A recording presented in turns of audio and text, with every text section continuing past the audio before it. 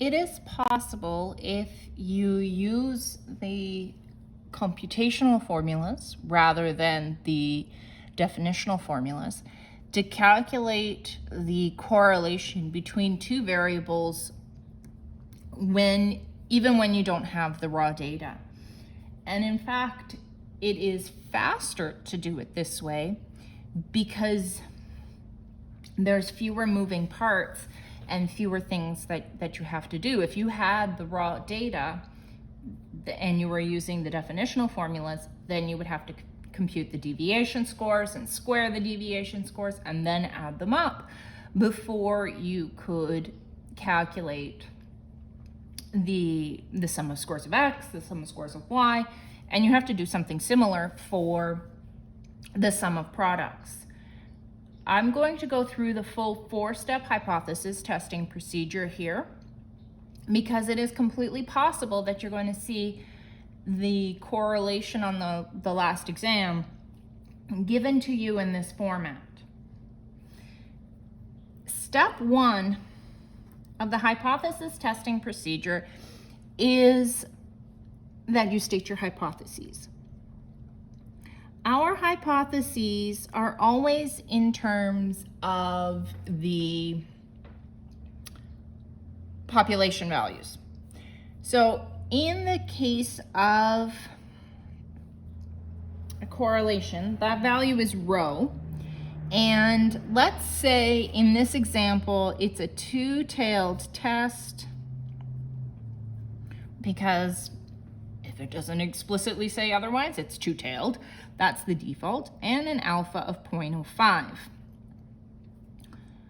With a two-tailed test, the null is equals 0, and the alternative is does not equal. Sorry, I've got those. Yeah, no, those are right.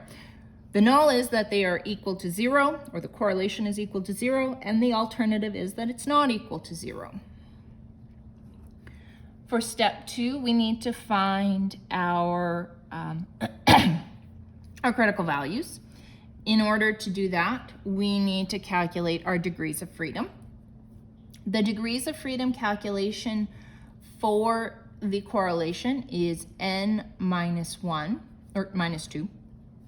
I'm gonna roll with my formulas tonight. So I've got 8 minus 2, so I have 6 degrees of freedom. I'm going to go to table B6 and look up what my critical value is. So I'm looking here at this table. It's critical values for the Pearson correlation, because that's what we're going to be calculating.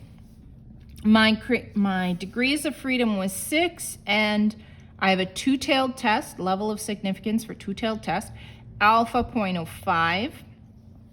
So my critical value is plus or minus 0.707. Plus or minus 0.707. What that means is when I calculate my correlation,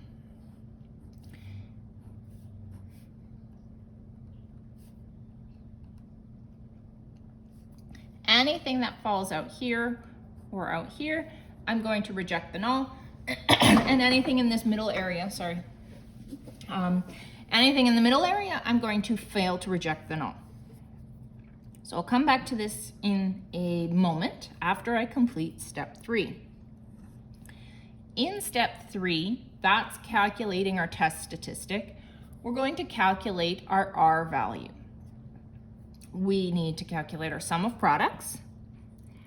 The computational formula to calculate the sum of products is the sum of xy subtract the sum of x times the sum of y divided by n. The sum of xy is 5720. The sum of x is 136. The sum of y is 330. Divided by n, which was 8.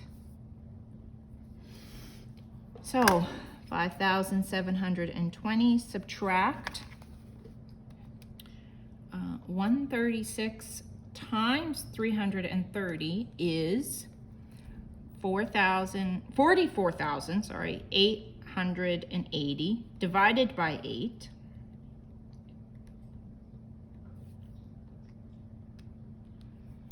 which is 5,610.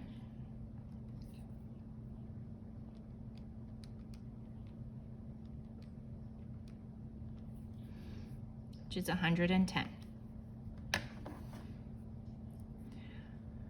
Now I need to calculate my sum of squares of x.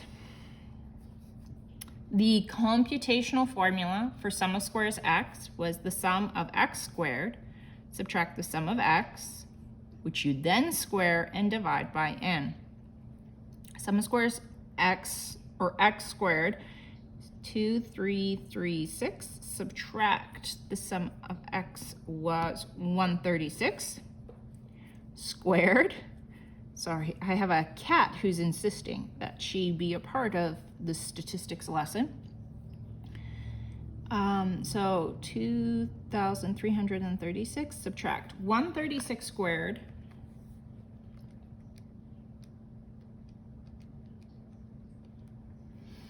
is 18,496 divided by 8.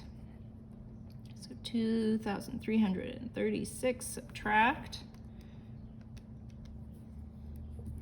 2,312.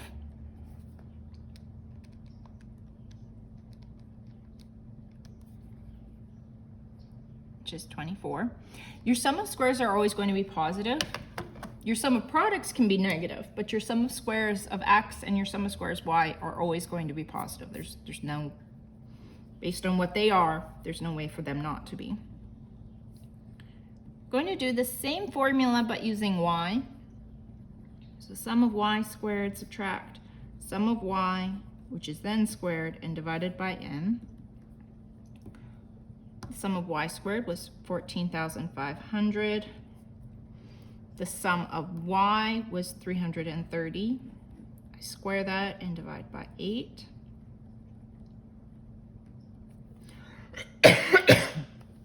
Oh, sorry about that. 330 squared is 108,900 divided by 8.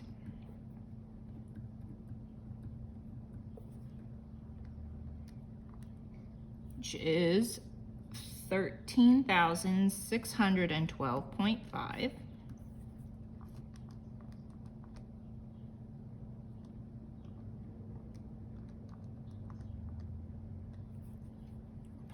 Sorry. It's 887.5. With these pieces, I can now calculate my R. In the numerator, I have my sum of products, and in the denominator, I'm going to take the square root of sum of squares x times sum of squares y. Sum of products was 110. Sum of squares x is 24, multiplied by 887.5.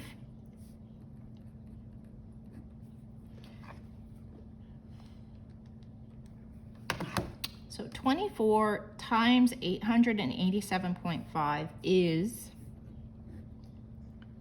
21,300. And then taking the square root of that is 145.9. Let's keep 3 decimals here. 45. So 110 divided by 145.945. And this denominator is always going to be smaller, or the denominator is always going to be larger than the numerator, or at most they're equal. 110 divided by 145.945 is 0.75. We'll just keep 2 decimals at this point because that's what you need in your APA results section. So now the last piece is to compare the value that we got in step 3 to the critical value from step 2 and make a decision. The value we just calculated is here, 0.75. It's larger than 0.707, which means it goes over here to the right of it.